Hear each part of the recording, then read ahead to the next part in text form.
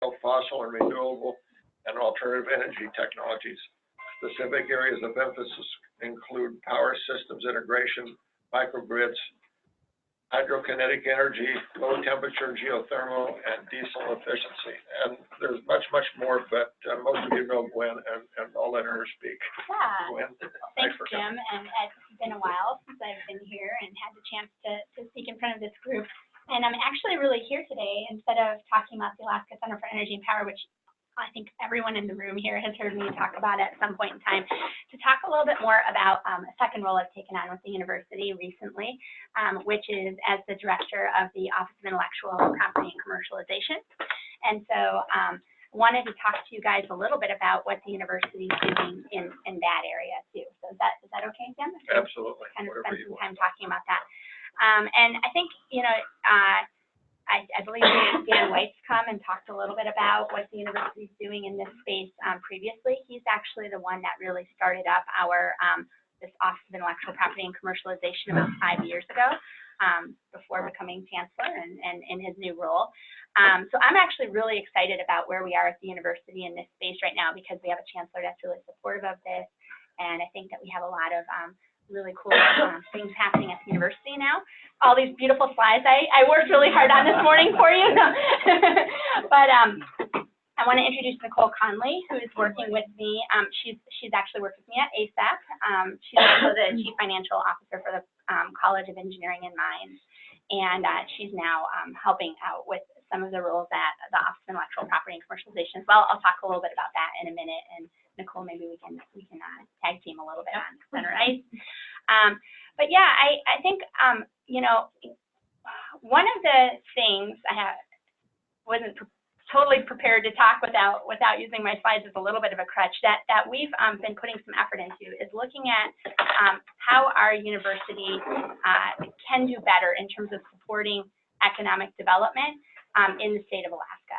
And one area that universities can engage with the community and can engage with the support to support the state and the economy is really in the idea of moving ideas out of the university, right?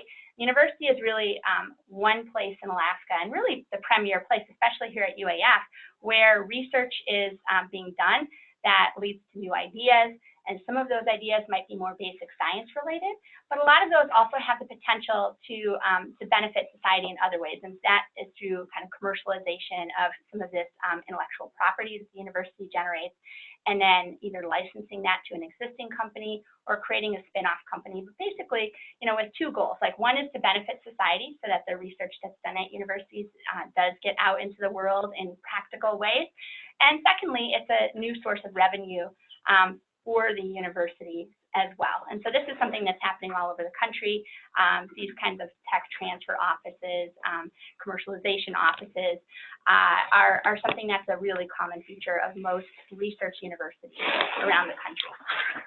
Traditionally, UAF is behind its peer institutions in terms of the number of convention disclosures we make and the number of licenses that we enter into with companies for some of the technology that's been developed. And so one of the goals that we have is to really try to kind of boost this area for UAF. We think it's good for the state, we think it's good for our community here, and we think it also has the potential to generate new revenue and new sources to replace some of the lost you know, funding sources that UAF has seen with the funding declines in state budgets over recent years. So, so anyway, I took on this role. I actually don't have a very significant background in tech transfer, but I did, as Jim mentioned, start up the Alaska Center for Energy and Power. So I felt like the model for the Alaska Center for Energy and Power was really about trying to connect the university with community. That's really what we tried to do there, is to say, okay, the university has all these fantastic minds. How do we really take the knowledge and know-how in the energy space that the university has and apply it to practical problems to help companies, to help communities, and to help individuals solve real-world problems? Like, how do we do that? How do we make that connection? And so that's really, when we formed the Alaska Center for Energy and Power, it was really about that, like connecting the university to the community and to real-world needs that are out there. And I felt that I might have something to contribute in this area of tech transfer too. And so, so I took on this role almost a year ago now. I can't believe it's been that long. And we've got a really great team of folks at the university, but part of the reason I wanted to come here and speak with all of you is because the main goal that we really have is to do a better job of connecting what's happening on campus to the community. And so that's something that I'm really hoping that we can be working with FEDC and others on in the future. Are these just for me, so I know what I'm supposed to be talking about? It should be up soon. It doesn't really. I mean, I think this is kind of nice for having a conversation, right? And I think that that's actually, sort of one of the things that I enjoy about coming down here. But one of the slides I wanted to show is, the core function for most tech transfer offices is to identify and license university-generated IP. That's just what this little box here says. So that's really kind of the core function of what these tech transfer offices do, and that's traditionally what our tech transfer office, the Office of Intellectual Property and Commercialization at UAF, has done. Just kind of focusing in that area where we identify new kinds of intellectual property that's being generated by researchers around the university system. We actually serve UAS as well, University of Alaska Southeast as well, but not UAA. And then license IP to companies. So that's basically the core function. But what we think is that in order to really do that effectively, you have to kind of create an entire ecosystem of commercialization around that. It can't just be, we can't just expect all this great IP to just come and occur in a vacuum. We really want to set up sort of a culture, sort of really get people thinking this way, get our students thinking this way. Our faculty, our students, our staff at the university, we want them to be thinking not just about pure research and teaching, but also really think about how their ideas might really benefit society in other ways, and through the development of new companies and commercialization and licensing of new intellectual property. So since we don't have the presentation up, I'll talk a little bit about some of these things that, just as an example, that we're doing at UAF. I don't even have any slides on it, so that's an easy thing to talk about. One thing that I've really been pretty amazed at, the real diversity of ideas that are out there at UAF, and there's a lot of really amazing faculty that are doing some pretty cool things, and it's been pretty inspiring to me to see what's happening all across the UAF program. Our most recent license is with a company called NEMA Metrics. They're these little, I'm not a biologist, and anyone that is a biologist will figure that out in 3 seconds now, but they're these little nematodes, these little tiny worms that are like a C. elegans, that are like this very common sort of research subject. It's sort of like fruit flies, mice, C. elegans. It's just a model creature, that is used really commonly. And you have to sort them by size and age when you're doing research with them. And so you need this like pretty expensive like centrifuge to kind of separate them typically, and it's a very expensive piece of equipment, and not many people necessarily have that in their laboratory. And so our researchers at the university designed this really simple kind of worm sieve that actually does this using, supplies that cost less than a couple of dollars, really. And so it's a very simple process, and it dramatically reduces the cost for separating these little worms. And so we just licensed this this intellectual property to an existing company. It's kind of a advanced startup company. They have about 15 employees, and this is their whole world, are these little worms. They do all this kind of research. So if you need some of these specimens, you're going to contact them, and they're going to send you the worms that you need, and they're going to send you the supplies that you need to deal with them. And one of those is that they're going to use this worm sieve that our researchers have developed as like their primary way of sorting these sorts of creatures. And so they're anticipating about $1.5 million in revenue a year. That's their number from this worm sieve. And then our university will get back like about 5% roughly of the proceeds from the sales of those. So that's just one that I bring that one up only because it's the most recent example of a license that we finalized. So I don't even know how much value there is in showing it. Well, you can go ahead and bring it up, and then we can just kind of drive through to a little bit later in it. Question while you're looking, is Yeah. 5% your standard royalty? It turns out it varies quite a lot, depending on whether it's like hardware or whether it's like a software license, whether it's in the medical field. We sort of kind of go off of like what the status quo is within that particular industry sector. But 5% I think is a pretty typical kind of royalty rate that you would see. Yeah. Thank you. Another example of a company that we have that's a spin-off company. So that's an example of us licensing technology to a company that already existed. Okay, and in this case, it's actually a company that's based out of Washington State. We would prefer to license technology to companies that are here in Fairbanks and here in Alaska, but that was an example of one where the right company really was not in the state of Alaska. This other company is actually a researcher I've worked with a lot in the hydrokinetic space. He has done a lot of research for NASA. And when you look at things like the moon and the moon rover and things like that, you need to not get your wheels stuck if you have a vehicle on Mars, let's say, right?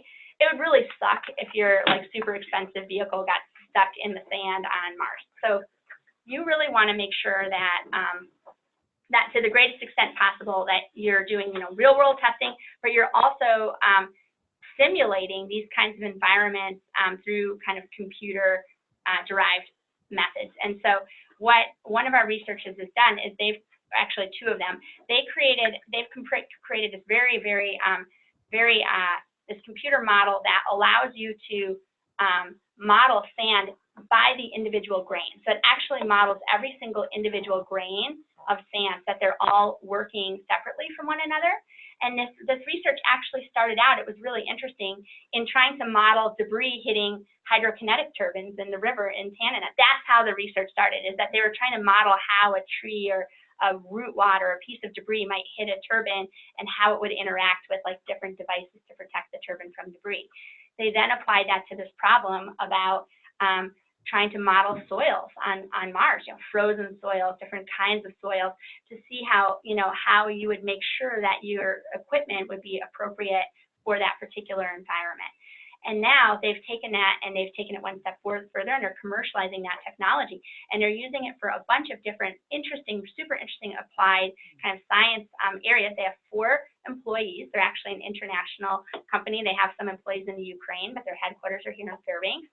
And what they're doing is that, one example is that they're modeling like when you are breaking apart kidney stones.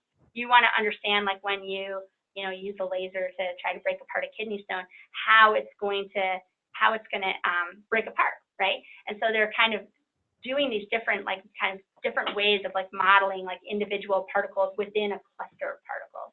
And so there's some really interesting stuff going on. So that's another one of our companies. They just raised the second round of funding, and I think they have 3 interns that are going to be working in our space this summer. They have too. 3 right now, and they're hiring 4. Yeah. And they're already in Center Ice State. Mm-hmm. So that'll be like, I think they have like 10 employees now overall, because it's the two founders. They have 4 employees in Ukraine, and then they have the 4 that'll be here. Yeah, they're student interns. So this is kind of the team that's working, and I'm actually, 90% of the way through my slides, so I'm not really going to go through them, but I'll point out, one of the things that we did when I came on board, the office was fairly small at the time, and I thought it was really important to get more directly connected with the faculty members. I'm not a faculty member at UAF. I've been more on the administrative side since I've been working there. I work closely with faculty, but I'm not a faculty member. So I'm not part of the union. I haven't gone through their promotion and tenure process. So there's things that I don't fully internalize or understand about being a faculty member. And so we hired 4 faculty members, 3 of them are here, that are really interested in commercialization, that are taking on this role of ambassadors. And so what their job is to go out there and educate other faculty members about what we do and what the opportunities are related to commercialization, and then help us basically educate faculty and find ideas that we can then work through this process. So Trey Coker is in the Institute of Arctic Biology, and he actually is a owner of a company that he started before he came up here. He was at the University of Arkansas. And they have a company that's really looking at like kind of nutritional replacements for elderly people. Like, so, you know, really looking at like very, you know, good balanced nutritional supplements. And so he's working with us, with faculty in the medical area. And that's actually an area that is pretty exciting. We have a lot of really interesting companies and researchers in that space. Our most recent company that we're just spinning off from the university is one called Be Cool. And the main researcher is a woman named Kelly Drew. She grew up here in Fairbanks. She's lived here her whole life, and she's come up with a drug kind of cocktail. I don't know if that's the right word either. That helps drop the body's temperature when you need it to drop due to like some kind of medical emergency. So like for example, and this is all based on like ground squirrel hibernation research. This is very like relevant to the Alaska environment. It's not an accident that this research was done here. The way a ground squirrel enters into hibernation, they actually like have an internal mechanism to shut off their thermostat.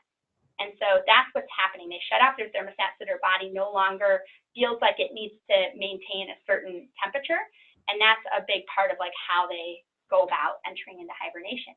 And so what she figured out is how to induce this in other, not humans yet, but the idea is that we would do it in humans, but mice and other, you know, sorts of small animals is the stage that she's at right now.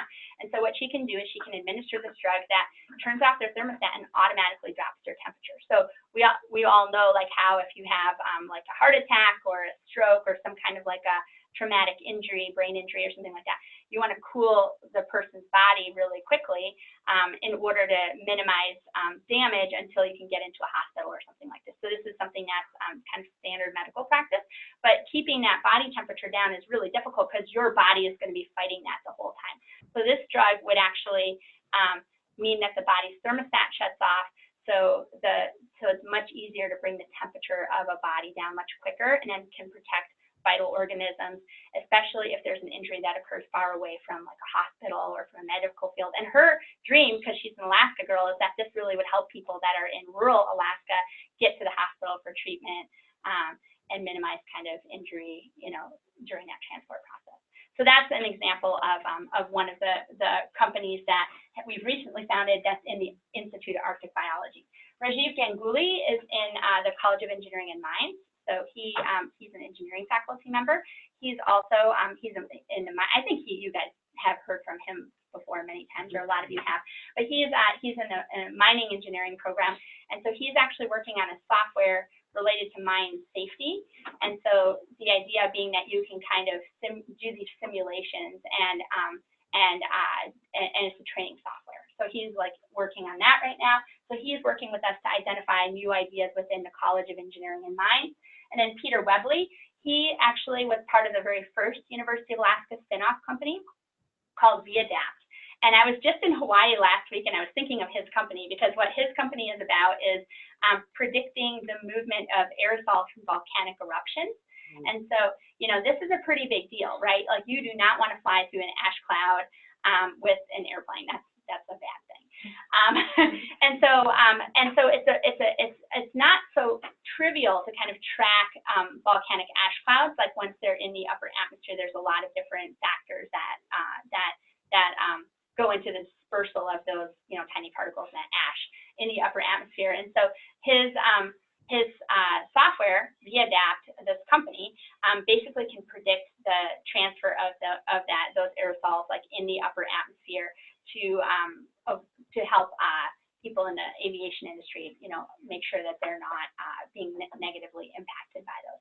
And that company, actually, I think we're right in the middle of actually selling that company. So it's the first company that we're kind of flipping, so to speak. So it's been a successful company. It's being sold to a larger company. And then those researchers can go on and find the next thing that they're going to work on, which is kind of exciting. Mark Billingsley, he's really kind of the heart and soul of the office. He isn't here today. He's actually at visiting Washington State University. One of the things that we're trying to do, and a lot of my slides actually talk about, looking at peer institutions. You know, this isn't something where UAF has to reinvent the wheel. There's a lot of universities out there that are doing this really well. We're trying to go and visit as many of those as possible and understand what best practices are we're kind of peer institutions. And Washington State University has in the past had a similar model to UAF. They've actually changed their model. And so we're interested in understanding, like, why did they change? What are the benefits of their current model versus their past model for how they kind of move technology along. And he's also the only practicing patent attorney, I think, one of the only ones in the state of Alaska. So we're super lucky to have him up here in Fairbanks. Sargent helps staff the office as a tech transfer specialist. Amanda Bird does some of the outreach, and then we'll talk a little bit about Nicole and her role with this new kind of innovation hub that we're spinning up in a minute. But I think just about everyone here works for the office on a part-time basis. You know, we try to have a pretty big team, but a lot of them, like the ambassadors, they have like a 3-week contract or so a year to kind of work with us, but they're doing that throughout the year, just like on a very part-time basis. I'm half-time between Alaska Center for Energy and Power and OIPC. Nicole has, like, I don't know, 10 hats or something like that. So we're all kind of doing different things. So let's see. So are you driving? Can we, like, drive. I can drive. Okay, awesome. So I'm just going to skip through a whole bunch of stuff. So, okay, so that was where I was going to show you. So that traditional core function that UAF has been doing is this idea of identifying and licensing intellectual property. And what we kind of recognize that in order to do that, we really have to kind of create this culture of innovation and entrepreneurship. We can't just expect that this is just going to happen or that we're going to increase the amount of IP that's being pushed out of the university just without anything happening to sort of support that. And so these are some of the things that other universities do. This is not about UAF, but these are things that other ones do. They might have an industry liaison that's working on kind of partnering with industry, because that's another area that we have this whole opportunity to generate new ideas. You know, it doesn't just have to come from the university out. It can actually, ideas can come from the community and come to the university, and we can partner with them in terms of how to move that forward, either with shared intellectual property or even where that still belongs to a company. So I'll just give one example. We had a company recently that came to us it's a company, Seafood Analytics, and they have this super interesting device that is like 2 electrodes, and it can measure the freshness of fish by looking at, like, kind of the conductivity within the fish. So they can tell how fresh the fish is, like how long have those cells been dead. And it's a pretty cool idea, because if you're in a fish market, it's a total portable little meter. You just stick this thing on the fish and you know how old the fish is. It's kind of a cool concept. And so they have a prototype. They've been working on it, but they need some help in kind of perfecting the strategy that they're using. And so they came to us and said, hey, how can you guys help us with this idea? Can we move this along? And so we're doing that with them right now, you know. And so those are ways that we can work directly with industry. Research parks and an incubator, these are kind of common ways to help stand up small companies, whether those are university specific or whether those are, you know, within the community. I think that there's both are really important, and we want to be working together. So these are often maybe separate entities or together at different universities. I put in the ambassador program. That's actually kind of our thing. Different kinds of training, maybe competition, industry-sponsored capstone projects. So a lot of students at the university, their senior year, they have to do some sort of a capstone project. And so how can we kind of convert those projects into ways to teach kids about innovation and commercialization, not just engineering or things like that. So that's one thing that we've been trying to do. So I guess I'll summarize with my first slide, which is that, you know, we really kind of view that our role is to encourage the application of UAF research for public benefit. And so we're supporting, you know, UAF has this research, education, outreach mission, and we're doing the following things to support that. Fostering creativity and innovation, encourage and assist those associated with UAF in the protection, licensing, and commercialization of their discoveries. Initiate and sustain collaboration between UAF and businesses and industry, especially those based in Alaska. Ensure the equitable distribution of royalties and monetary benefits. So, you know, a lot of our philosophy right now is that, sure, eventually it's nice for the university to be able to generate some revenue from the inventions that we're putting out there, But the reality is that most tech transfer offices, most commercialization offices don't really generate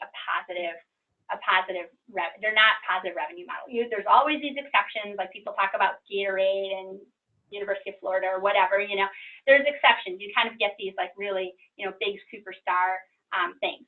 But for the most part, tech transfer offices are not self-supporting. And so the more important thing for us is to get things out there. And if we don't get the absolute, most money we could possibly get, that's less important than letting stuff sit on the shelf. So we're really trying to just increase what we say deal flow. The chancellor talks about deal flow. Like, let's move stuff out into the community wherever we can.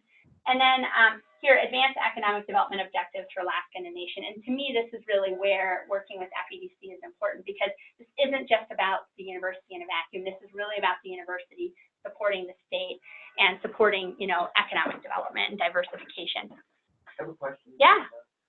Can you just go back to the slide? Yeah. And so, in the second bullet there, you talk about their discoveries, and by their, do you mean the individual who made the discovery or UAF?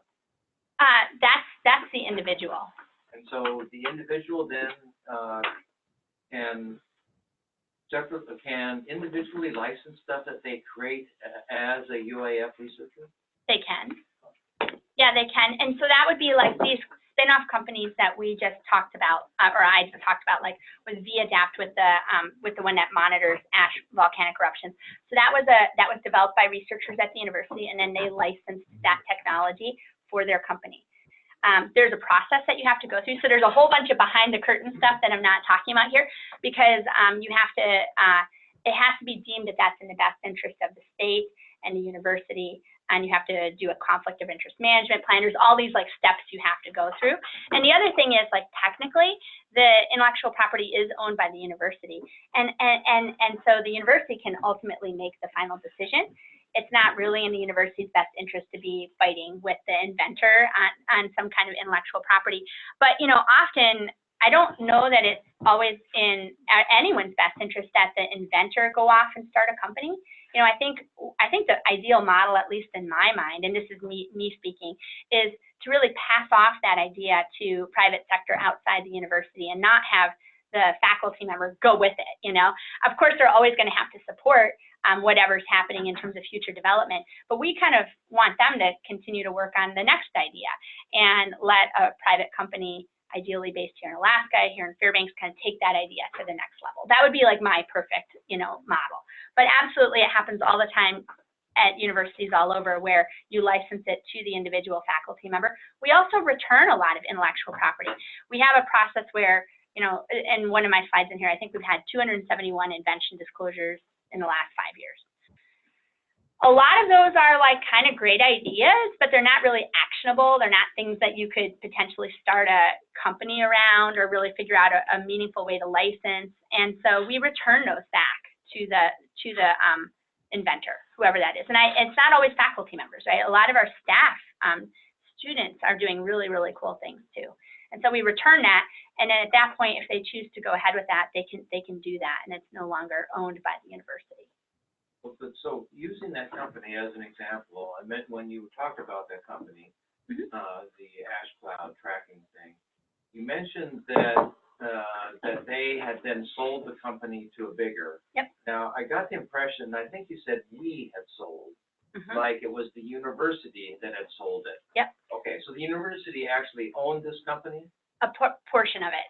So when it's a spin-off company from the university, the university has a process, and I'm very happy to share it, but it's kind of complicated. Whereas, like, we have a separate entity called NEMA Tech Ventures, okay? And there's a board, and it's a for-profit company that's tied to the university.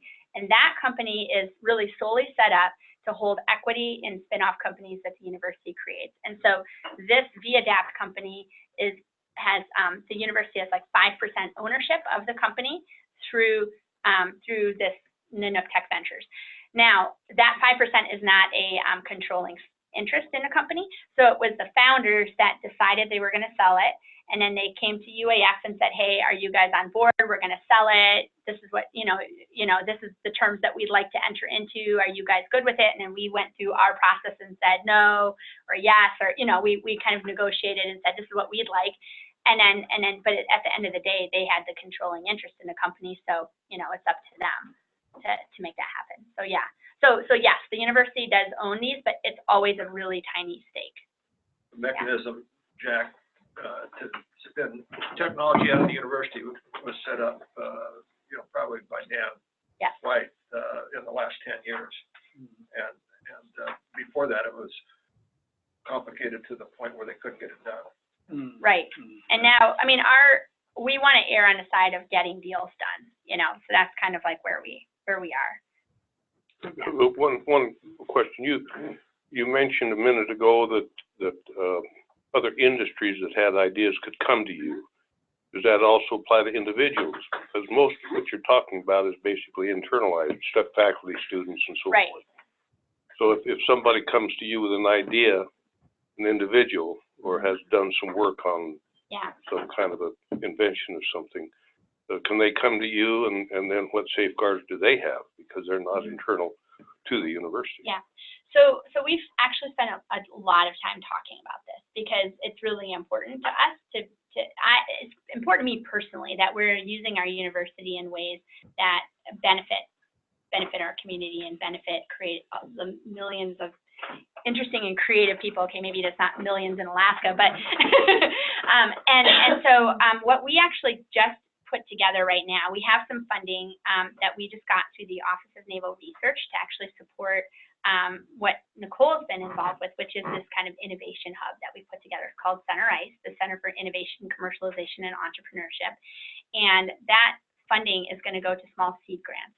It's mostly to support researchers at the university, but there's a small pot of money that we want to set aside where people can come to the university and apply to use resources within the university to support figuring out where their idea might have some merit with no strings attached. So that basically by getting that support doesn't mean the university is going to have some claim on your intellectual property. So that seafood analytics company I just mentioned is an example. That's like kind of the model. We're saying we're going to put $5,000, no, I think it's less than that actually, it's $2,000, A couple thousand dollars into they needed an electrical engineer that could kind of take a look. That's what they needed. And so we said, okay, we're going to give 40 hours of time. I can't remember exactly what the deal was, but some amount of time for this researcher to help you to figure out what your next step is. That's basically what they're trying to figure out is what's our next step. And so there's no strings attached, and that person's getting compensated with this funding. So he's not doing it, necessarily just out of the goodness of his heart or, for free. He's doing it because we've connected these folks together, and so that company will retain all of their intellectual property. Now, it wouldn't surprise me if they wind up with a partnership down the road, right? Like if this guy contributes something of real value, and after this small amount of funding that we've, kind of put into it, the company might be like, you know what, we actually want to keep working with you. How can we do that, And so then we can talk about different models for that. Like perhaps it could be a shared IP model down the road, or they just purchase time. So that's Center ICE, right? That's right. So it's set up and a function like an incubator of sorts, or at least has some common attributes of an incubator. Yeah, that's right. Let me see what. Gwen, Yes. well, the question always comes down to how much ONR money is available for these small incubators? Small amount. So the ONR funding overall, we're really fortunate in that we've got $1 million over 3 years from the Office of Naval Research, which is really fantastic. It's a big deal. It's the first time that the office has ever received like outside sources of funding. We also received a small grant from Wells Fargo, and we're working with what's the fund in Anchorage? The 49th State Investment Fund, is that right? We have some funding from them. So we've been kind of cobbling all these different sources together for these seed grants, but a lot of them are for things like a quarter of that funding is going to go to student internships. working in this kind of space. Some of it is going to support just kind of some of the basic functions of like this innovation hub that we're putting together. So, you know, we're trying to really create an environment that allows researchers to kind of get to the next level. I feel like a lot of things at the university are stuck someplace. They're stuck in the university. We've talked about these ideas sometimes for years, and they're not moving forward, and they're stuck at like different places. So basically what I want to do is kind of grease the skids, right? Like, okay, what exactly do you need to move this from where you are today to where we can actually do something with this idea, you know? And so these little seed funds, these little seed grants are small amounts of money. And a lot of this is going to be a bit of trial and error. Like we're going to just try to figure out how we can do this effectively, you know? But anyway, it's, and we have some restrictions based on the funding too. We can't just fund anything. We can't buy a new Tesla or something. A lot of the research professors on campus, sometimes up to 50% of their salaries is dependent on them going out and getting research projects. So would this be part of that search for them, for that individual? Yeah, absolutely. They could use that to fund their own salary if that's what they need. Absolutely. And yeah, you're right. There's a lot of research faculty, like Alaska Center for Energy and Power. All of our faculty are research faculty. So they have to go out and, you know, and find their own funding. And so that makes it hard sometimes to focus on things like a new innovation or a new idea that you might have, because you're constantly beholden to who your funding agency is that's funding your research. And so you wind up doing this maybe nights and weekends and in between, and it doesn't, you know, get done. So maybe these small seed grants fund an intern that can a graduate student maybe that can help you move that forward. Maybe it just funds your time for the summer to work on it. All these models are possible. There's like an application process, and this is really new. So I'm coming here and talking to you guys about stuff that we are still kind of working out the details on. In fact, I don't even think we have the funding yet. Is that true? No. Yeah, so yesterday I just notified all of our potential companies that are within Center Ice that we are on hold because we're awarding interns out to different individuals to work with them on their research. But we are on hold for that because ONR, we're just waiting for that little piece of paper that says, yes, here's the money, you can start. And we're expecting that any time. We just haven't actually physically gotten that stamp or that pre-award notification yet. So Nicole, intern would be a graduate student in a certain field? It could be a graduate student, it could be an undergrad. We opened up an application process for interns, and it's open, it's actually open nationwide. Anybody can apply to it because we actually have a lot of folks who are actually from Fairbanks who go out for school but want to come back to Fairbanks for the summer. Maybe they're going to an engineering school or medical or something elsewhere, but their roots are here and they're coming back. So we're bringing in all walks of life. Everybody's welcome to apply to this. They don't have to just be a UAF student.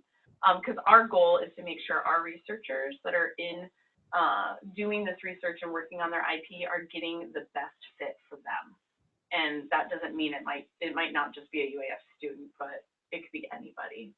So we're definitely trying to help them find somebody. And it could potentially not just be a summer internship. It could go into fall or spring, you know, depending on who it is and if they're here in Fairbanks. But ideally, they're here working locally for us and contributing back to the economy.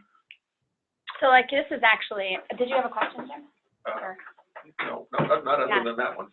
So this is an example of some, you know, just student, you know, funding students, because, you know, I think students are really an important piece of this. You know, our faculty and our researchers, like, there's not that much turnover there, right? So they're sort of like, you know, you're kind of working with the same people year after year, and a lot of them have a lot of great ideas, but you don't have a lot of turnover, hopefully. And within our student population, you know, that turns over. Every 4 years, you have like a whole new group of students that are coming in. And so they're full of like super interesting ideas. And I think that that's an area that we want to focus on a little bit. And so this is a team, an engineering capstone team that put together this idea for a personalized kind of personalized, I don't even know how to describe it. Like Clean air. Well, yeah, it's an air curtain. It creates an air curtain around you as an individual. So like if you're on an airplane, you're traveling, like, you know, everyone, I think that there's some, they cite some statistics that like, or some survey that like 89% of people believe that they get sick when they travel on airplanes. And Make it 90. Yeah. And so, so the idea is here that you kind of create this, it's just a neck pillow, and it creates an air curtain around you, like it's got like very like laminar flow, you know, whatever. And so then, and it has a HEPA filter in it, and so it's kind of cleaning your own little air space. So if the person next to you is coughing, you're not getting sick. And so this is something, it's one of our invention disclosures. We're working actively with these guys. And so this guy here, this is an interesting thing. He's a researcher from the University of Saskatchewan that came and visited. And I just kind of walked him through the lab, and we had him try this system out. And he has an autoimmune disease. And so he worries about getting sick all the time. And he said, I want one of these things. Like, he's like, this is really valuable for people that have compromised immune systems. This could be a really big deal, because they're able to, like, they've used that like around a campfire, for example. You know how the smoke is always like coming at you, and you don't have to worry about the smoke anymore, because it creates this like a little space for you. You have to change the filter more often, however. Yeah, probably, yeah. But anyway, so this is just, this has been like a kind of a thing where we've just sponsored this student team. Just gave them some money for supplies and stuff, you know, and they've run with that, and they've done some really cool things, and I think that's great. So on a project like that, where you pick a set of students come to you and you fund them a little bit, what does the university have any interest financial? We do in this case, not always, because students they're unique because they're paying for their education, and so we don't. You know, if they come up with a great idea, they're not required to disclose it. They can create a company. They can do all kinds of things. In fact, there's like some really interesting examples of our former students that have gone on to found different kinds of companies or move their ideas forward. Like, do you guys remember Wiley Rogers? It's like a goalie, and he came up with some idea on like, now I shouldn't have even brought this up because I can't remember enough of the details, but it was basically like the way the net is attached to the ice, and he came up with a better way of doing that. Do you know what I'm talking about? No, but Yeah. a special post that was readily, so that the, You could break away. groomer, yeah. That was a great Yeah. explanation. Yeah. Yeah, it did have to do with that. We all nodded. Yeah, where it would just, so the groomer, anyway, so he came up with this, and I guess it wound up being like pretty widely. Famous in the hockey world. Yeah. And so that's an example of, he did that as a student, and so the university doesn't have any claim on that, you know, which kind of is too bad, because I know, because that would have been a good one. But in this kind of case, so these students, so the way this works is that they came in and they gave a presentation. So we went in and talked to all the students about the Office of Intellectual Property. They came back and said, hey, we have something that could be commercializable. We're interested in this. We need some money. They needed some funding. Now, if they need funding for this, you know, we explained to them, if we start putting university resources into this that are up above and beyond like what you're getting through your courses, then we need to do an invention disclosure. Then we need to kind of assign some of this to the university, and we explained that to them, and they were fine with that. And so we sponsored them and gave them some funding for it. Now, the really cool thing for these guys, though, is that the university has this really good deal with faculty inventors, or students, doesn't matter who, you know, whoever it is. You actually wind up getting 50% of whatever revenue is generated back to you as an individual. So let's say that this neck pillow becomes like the next best thing, and there's millions of them sold, and the university makes $500 million a year on these. They'll wind up with half of that money will flow directly back to them, even if they never touch it again, which is pretty cool. Right? So that's a pretty good deal for them. And in fact, Ben, I don't know if you guys know Ben, but didn't that kind of happen with you, kind of? We only get 30%. But you get a check in the mail every now and then, Got a couple random checks. But yeah, I haven't done anything. Yeah. That is you're negotiating. I know, right? Right. Yeah. So anyway, this is really, I think it's pretty exciting and pretty cool things, you know, but these guys, they came in, they initially had a totally different idea for doing this an airplane-wide system, and so we worked with them, kind of narrowed it down to say, hey, could we do this on a more personal device level? They spent a bunch of time doing that, because they're kind of more in the HVAC area, so this would sort of fit into what they were trying to do. And now they want to keep moving it forward. The one guy on the right there wants to keep moving this forward, and so he's going to continue to work on this, I think, through the summer, and we'll see where we get this. So there's a lot of kind of interesting and cool things going on. I get inspired by these sorts of things every day. But yeah, I mean, we can't fund everybody, right? So at some point in time, you know, you have to make choices. And in this case, there was 2 teams that we sponsored, and they were just really the ones that put the effort out there and were interested in, you know, in working with us. So yeah, I have no idea what I even have in this presentation anymore. I'm not going to show a video. This is our center ice. So Nicole, I think I threw one of your slides in here. So do you want to talk about it a little bit? Sure. So Center Ice was launched in January of 18. We're just kind of getting things moving, and we're starting to lease space in the new engineering facility in Hiiiyah on the 4th floor. So obviously it's a brand new facility. It's beautiful. We have dry lab space, and we have 6 private offices along with a couple of different cubicle areas for either companies to lease from us or students to go into. One of the things with leasing space in Center Ice is we are providing you with services such as, you know, assistance from my end through the university, hiring interns, providing companies with interns to help them work on their IP to move it forward, working with them to find accountants or to get some, you know, discounted rates, to work with them on marketing, and using our student base at UAF to do this. So using our accounting students, using our computer science students. Hopefully working with like CTC students who actually have like some industry experience and, you know, real life skills that they've already been out in the workforce, and they can come in and help us, you know, develop these different things. We also have a machine shop in the engineering building, so they would be able to access the machine shop and work with one of our techs there if they needed to fab something or do something with their IP. We'll provide, you know, a nice meeting space. So if they need a conference room, they have access in eLife to conference facilities. Faculty are right there, in engineering faculty. So if they're in need of, they have a problem and they come to me, I can say, oh, you know, maybe we can pair you with faculty X. And I can reach out to these faculty to see if there's anything that we can do for them, if we can create some of these partnerships. Also, Center Ice is partnering with FEDC and with the borough, with SBDC. We're going to be offering the SBIR road tour in July. So in getting all of these small companies to come out and to come sit through the SBIR to figure out, you know, can they apply for funding? Who should they apply for funding for in order to get some of these small pots to continue to move their research into the ecosystem here in Fairbanks. One of the nice things too about being, you know, like I mentioned earlier, in eLife is the connection to the school management, the connection to engineering, and then also just being located on campus to have all those different student bodies around where we can reach out and figure out what your resources are. Now, I understand that parking is an issue on campus, so that's always going to be a drawback.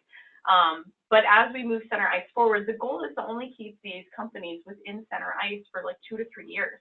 And then hopefully we'll develop, as Gwen mentioned earlier, maybe there's a research park later, and we would be able to help them push out into the economy, into the community in Fairbanks, maybe downtown, and they'd have a storefront, and they'd have an area of business to continue to grow. So ideally for me with Center Ice, I'd like to see the technologies brought in through the university, because they're usually UA-owned technologies, and we're helping them get stood up, and we're pushing them out. And then we continue this life cycle where we're standing them up and pushing them out and creating some successful companies.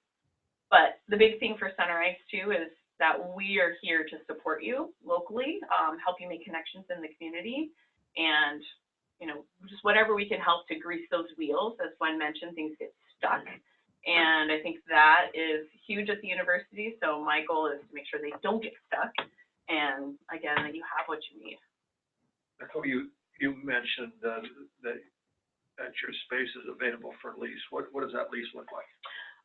So the lease is, if you want to do a private office, it's only a 7-page lease contract. But it is a private space potentially that you can share with somebody else as well. And the lease rate's actually very reasonable. It's $250. So it's, you know, your light $50 a month. month. So $250 a month, and it's your lights, your electric. We're asking right now that we sign 1-year leases, and you can get out of your lease with a 30-day notice, kind of a typical lease notification. But it has, you know, we have all the copy services, you have conference room access, again, lights, heat. We're not offering phones, but you'll have access to university software, because one of the things with that is you can also lease a computer from me, and it's a university-owned computer. So you'd be able to use it to do, there's certain licenses that the university has access to that maybe you can't afford as a company, and you would have access to that that database, to that software, so that you could utilize it to further maybe some modeling or, you know, whatever you might be looking for. Does that include a supercomputer? I haven't contracted the supercomputer yet, but it's definitely anything that somebody has that they need. My goal is to help you figure out how we can get it, or how we can partner with somebody who has it. So ideally, we're trying to get you. We want you to move forward. Yeah. And when she says you, it's, you know, what she's talking about there is it's any company that has an affiliation with UAF, so that you have to have UAF owned IP. Yeah, university. But like, for example, if you licensed technology from UAF, then you could participate in it, you know, but it's not for companies that are totally separate from the university right now, and that's kind of driven by the funding. That's what the Office of Naval Resource Funding, search funding is for universities. Yeah. I just answered that Yep. question. Sorry, I should have clarified. And what about access? So you guys just open up at 8 and close at 5 or 6. So that's the beauty about the engineering facility, is everything's on card swipe. So we would provide you with a card swipe, and you would have access to the facility 24/7. There's no restrictions. Got a question about faculty. With the load the faculty has, how much research are they able to put to some of the ideas that come into your office? There's a huge variation. You know, people, I think, sometimes think of faculty as just being like one thing, you know, and really, like, some do 100% research where they literally have, like, essentially no support other than just soft, what we call soft money funded, you know, so just grants that they're funded on. And then you have the other extreme where you maybe have like teaching faculty that don't have to do any research. I mean, so teaching faculty, though, 30% of their workload during a 9-month contract is dedicated to research. So that is state-funded research that they can work on intellectual property, they can work on proposal writing, whatever it is, and it is funded with direct state funds out of their 9-month contract. So the 3-month summer contract, you know, your May to August timeframe, that has to come in through grants and contracts, O&R, you know, different funding sources like that. And as Gwen mentioned with research faculty, they're either fully funded on research, or they're on, like, maybe they have 2 months of state support, or a month, or 3 months, and those funds can be dedicated towards working on intellectual property, or again, the proposals, publications, things of that nature. Simple answer is that they can do some research on some of these ideas. But Gwen, UAA has got a program that's, I guess, probably 2nd year of operation now, or something like that, maybe 3rd. something like that, yeah. And they've, last time I read anything about it, which was last month, they're actually working on a couple of pretty strong patents right now and licensing them and working with them. Now, is UAF going to work with that outfit?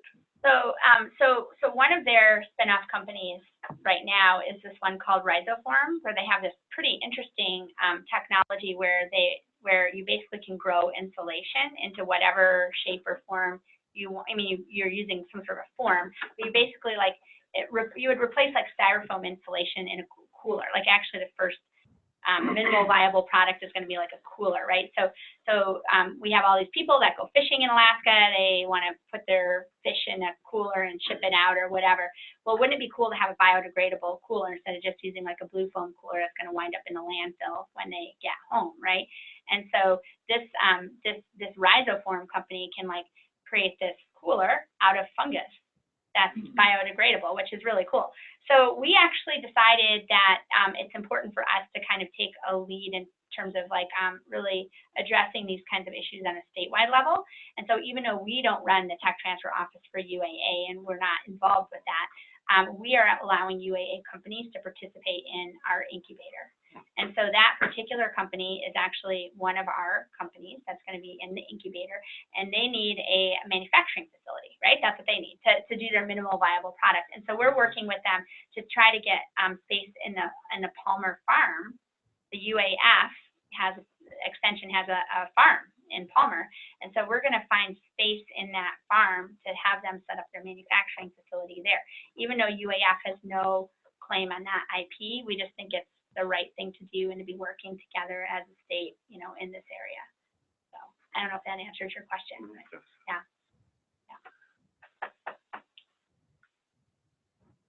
Yeah.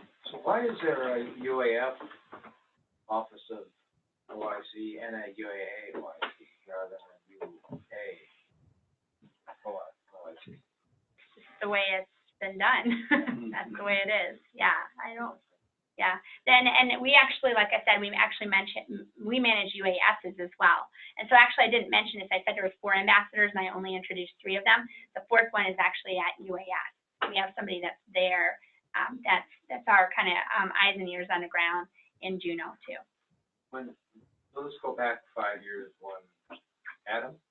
Yeah, Adam Kornicki. Right. So was that a UAF? Yeah. Or was that a UA? That was UAF. Yeah. His last 2 years he spent at UAA in BEI. Oh yeah. That's true. He moved to UAA. No, but I mean, the organization there was never a system-wide organization. It's always been Right. by campus. Right. Yeah. Right. Yep. Yep. Yeah. So that's really all I have. Go ahead, Bud. Oh, forget it. That goes back in the history. I was a regent for 16 years. Yeah. Oh, so you might have more history. I was to it. there during all that time of transition. Okay. So Diane, were you there when McLean? Diane McLean was there? Running the intellectual property office? Recognize that name. No.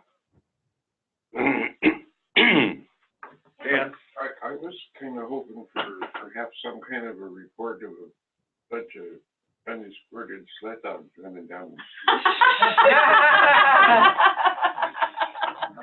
I don't know about you, but this whole social media thing is a little crazy. I'm not on Facebook and I'm not on social media, and seeing how something like that can happen, and 10 years ago, no one would have known anything, right? No one would have known any better. No fun at all. Man, and now the whole planet finds out that you lost your dog team and they're running down the East Highway. Yeah, Roger, you can appreciate it. It was super scary. I mean, it was only funny because it ended. They were safe. The dogs were okay. The dogs were okay. I mean, the social media part of it's scary.